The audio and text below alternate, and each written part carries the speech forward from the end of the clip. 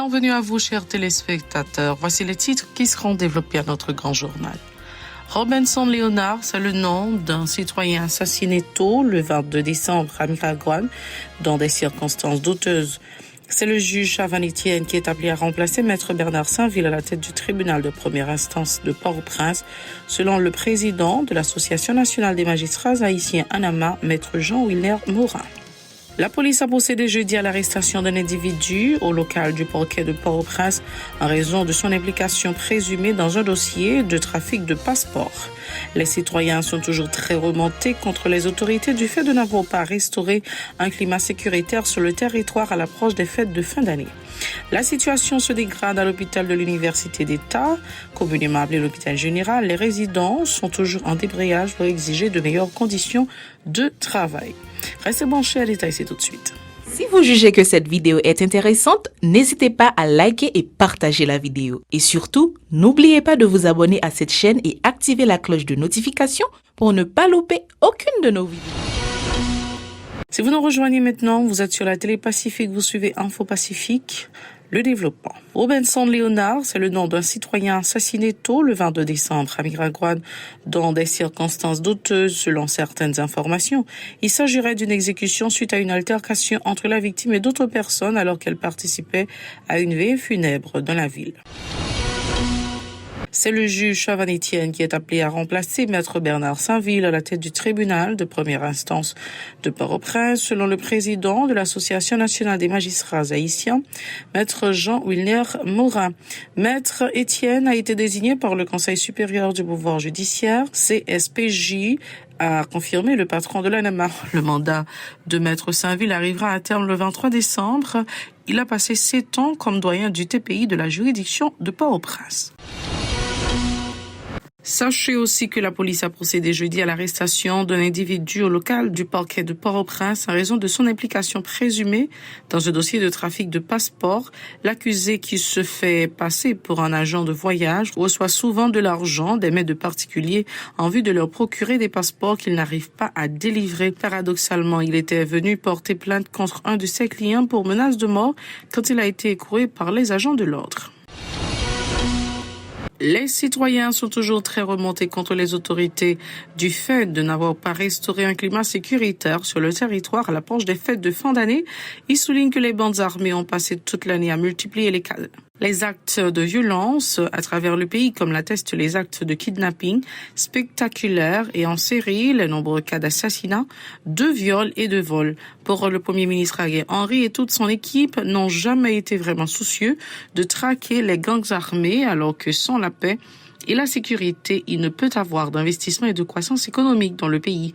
Ils en veulent pour preuve la persistance de la crise globale qui enfonce davantage la majorité de la population dans l'extrême précarité. Écoutons leur réaction au micro de José Victorin, un Jean, il l'adresse.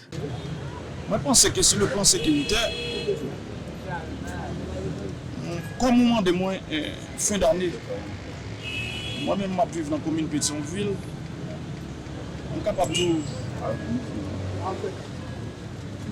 sécurité, gens tout le monde well là, et gens tout le monde comprendre. C'est pas comme ça me comprendre. En premier lieu, c'est vrai que il n'a pas de sécurité en tant que côté pour tout le monde qui garanti sécurité. Là on prend la rue, pour qu'on ait de la sécurité assurée. Mais nous avons un premier bagage de sécurité. Nous avons un bagage de sécurité alimentaire qui a crasé nous. On a toujours trouvé que, ou trouver un nom s'appelait une carence de sécurité économie alimentaire. Par ailleurs, la nouvelle rareté de l'essence continue de faire grincer les dents aux habitants de la région métropolitaine de Port-au-Prince. Ils jugent aberrant que l'or noir se vende dans des galons exposés sous les yeux passifs des autorités alors qu'il s'agit d'un trafic illicite. L'indisponibilité de l'essence dans les pompes est l'un des vecteurs de la cherté de la vie, en fait remarquer 5 personnes. On les écoute toujours au micro de José Victorin. Et Jean, il l'adresse. Comme si gentil zone nous un pays, c'est comme ça le déjouer. Mais ce n'est pas au niveau de l'État, c'est nous-mêmes dans la zone qui sommes dans la zone nous dit quoi que ce soit nous qui avons fait les cas dans la zone, il faut nous connaître qui nous sommes d'abord. c'est ça que nous-mêmes, nous avons une sécurité pour côté nous. Mais là, nous sortons dans la rue, pas de sécurité. La situation se dégrade à l'hôpital de l'Université d'État, communément appelé l'hôpital général. Les résidents maintiennent leur débrayage pour exiger de meilleures conditions de travail, alors qu'en cette période, le nombre de patients qui fréquentent ce centre hospitalier risque d'augmenter. La présidente du syndicat des employés de l'HUEH, Evelyne Frémont, confirme la poursuite de la grève. Les conditions de travail sont vraiment déplorables, on manque de tout et les patients ne peuvent être soignés sans un minimum de matériel, a alerté la syndicaliste. Elle déplore également l'absence de travaux d'assainissement au niveau du plus grand centre hospitalier public du pays. Evelyne Frémont était jointe au téléphone par Yasmine Sanon.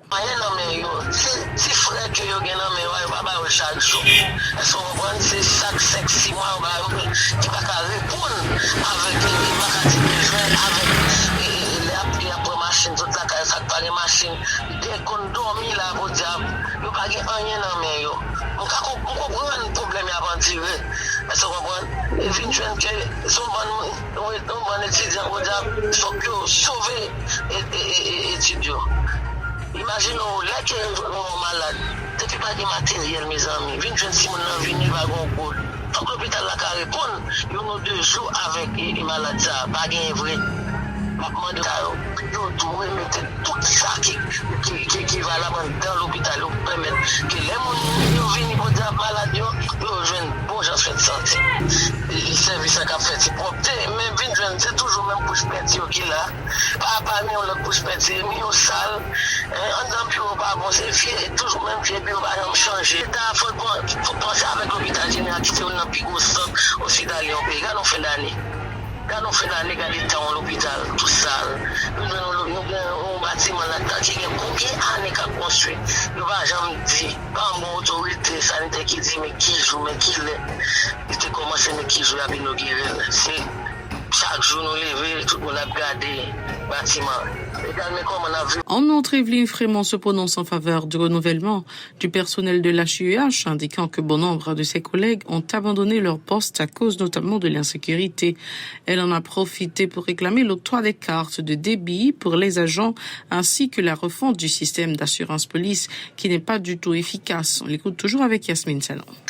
Mes autorités sanitaires ça m'a dit.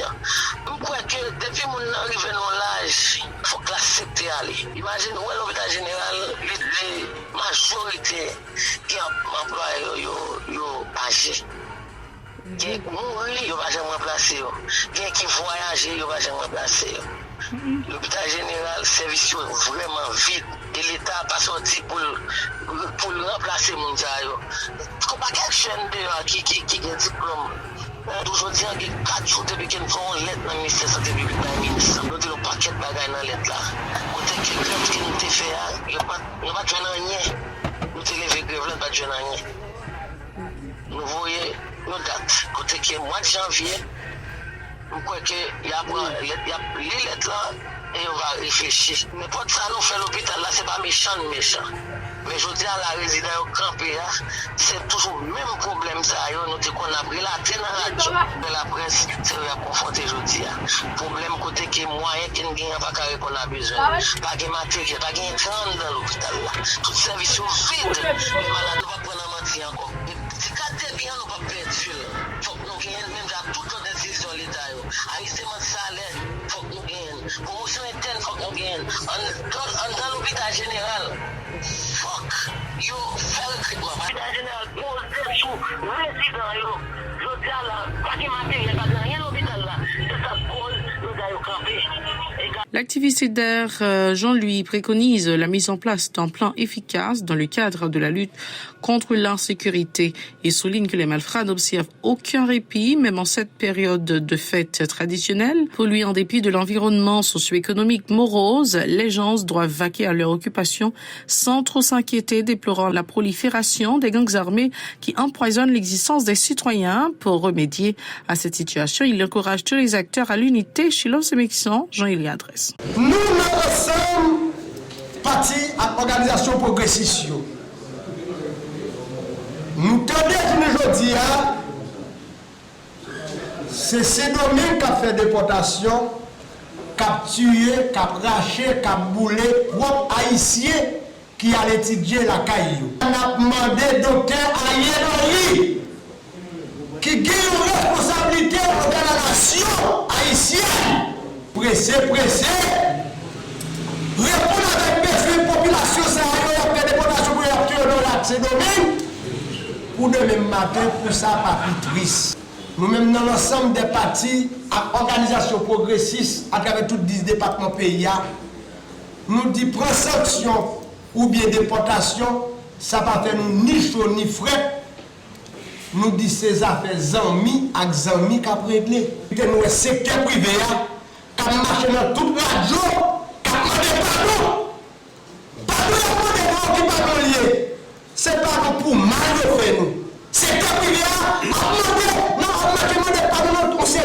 on va généraliser car nous, on série de monde dans le secteur privé qui a marché dans toute la radio, qui a demandé pardon pour mal nous faire nous, étant que peuple haïtien, sous plan sécurité. Nous-mêmes, dans l'ensemble des partis et organisations progressistes, nous disons c'est des armements pour faire à travers tous 10 départements pays pour peuple dans la paix. Et bien, dans ce sens, nous demandons avec tout acteur politique, sous le pays, et tu hypocrisie dans nous-mêmes. De son côté, Serge Cassagnol souligne que le pays ne fabrique pas des armes et celles détenues par les caïds proviennent de l'extérieur, particulièrement des États-Unis d'Amérique. Il appelle les autorités à renforcer le contrôle au niveau des douanes pour freiner le trafic d'armes et de munitions sur le territoire national. Par ailleurs, il encourage la relance définitive des activités scolaires. On l'écoute au micro de Chilov Sémixon et Jean-Élie Ladresse. Parti politique yo pas dit rien dans la question de sécurité. Les n'a gardé vu à état population, nous-mêmes dans l'époque, nous disons c'est assez. 22 décembre 2021, époque obligée de mettre voile dehors pour dire que c'est assez pour le peuple là. Nous-mêmes, nous disons que faut gagner bon genre structure routière, faut gagner l'école, au moins que tout petit peuple là aller. Phénomène d'insécurité les produits, c'est grâce avec pays impérialistes qui pas prend nous, même haïtiens, au sérieux. Haïti pas produit des armes, quand les armes sorties. Qui est-ce qui fait des armes? C'est manchette, oui, nous gagnons, c'est couteau, c'est l'autre bagage, nous gagnons. Nous demandons que freiner des phénomènes d'importation des armes pour nous. Sur la même lancée, le militant Léonard Jean-Rénal minimise le document appelé Consensus national pour une transition inclusive et des élections transparentes, paraphé le 21 décembre par le Premier ministre Ariel Henry et les différents acteurs engagés dans la crise. Selon lui, le chef du gouvernement ne va pas respecter ses engagements, comme l'atteste l'accord du 11 septembre 2021 qui était censé apaiser la crise globale. La situation s'est plutôt envenimée, a dénoncé l'activiste dans le cadre d'une interview au téléphone avec Osée Victorin. Le match Ariel a fait avec quelques politiciens malhonnêtes, ça ne va pas aboutir à rien. Parce que je dis, c'est clair, Ariel n'est pas mes populations. Ariel n'a pas posé aucune action au profit des populations. C'est bien malheureux et des journalistes, excusez, et des militants politiques et dirigeants politiques, eux-mêmes qui pas dans la dimension pour qu'ils comprennent la réalité, pour qu'ils changent. Ariel, 11 septembre, qui était passé, fait une année depuis Ariel, qui était signé un accord avec différents leaders politiques, organisations, et ils font une année la passer dans la farine, la biomantie. Ariel a besoin de monde pour faire temps passer ensemble avec lui. Et malheureusement, je dis qu'il y a des gens qui ne comprennent pas ça, qu'il y a des gens qui ont chuté ensemble avec lui. Et c'est bien malheureux encore, il y a des gens qui nous pensent que c'est sérieux dans la société, et les gens qui vont composer à Ariel. Nous-mêmes, au niveau des cris national, je m'a parlé en tant que membre KTPS. Et nous croyons que Ariel n'a pas gagné. Moun ka fait avec lui.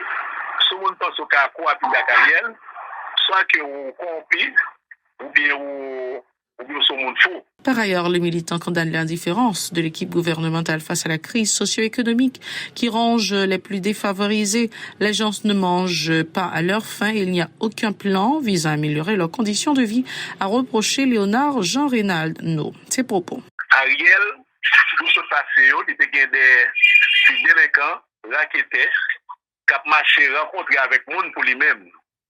Je dis à nous, même équipe ça, elle prend Mme Manika, malheureusement, pour que fait Mme Manika faire dignité. Et nous avons le président de la Fédération protestante, monsieur, bon, comme moi, pour entendre, nous avons souhaité qu'il ne pas rentrer dans ça. Parce que Ariel, le monde n'a pas composer avec Ariel. Que nous-mêmes, nous croyons que la population est organisée, les préparer pour que les fasse soulèvement. Parce que les peuples haïtiens ne sont pas capables encore. Nous avons il y a tué, si nous n'avons pas à l'école. Donc, il faut que conditions réunies pour si nous à l'école, pour chaque jour nous pour manger, pour chaque jour nous côté pour habiter. Et qui parle là, à chaque fois, il fait plus de temps, avec plus de pauvreté dans le pays, avec plus d'insécurité, plus de criminalité. Parce que Ariel est venu dans l'équipe qui est les PHTK, c'est ça qui caractérise, c'est vol, corruption et criminalité. Donc, je dis que nous-mêmes, nous sommes mobiliser sans les fermer, pour la population en vivre. Donc, c'est tout ça, nous avons dit matin dans la conférence que nous avons gagné pour la presse là. C'est la toute fin de ce journal. Merci d'avoir été des nôtres. Les temps sont durs, les fêtes de fin d'année approchent. Soyez très, très, très, très prudents.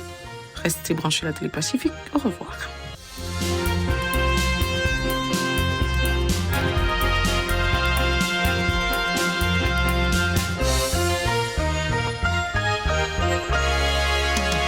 Si vous jugez que cette vidéo est intéressante, n'hésitez pas à liker et partager la vidéo. Et surtout, n'oubliez pas de vous abonner à cette chaîne et activer la cloche de notification pour ne pas louper aucune de nos vidéos.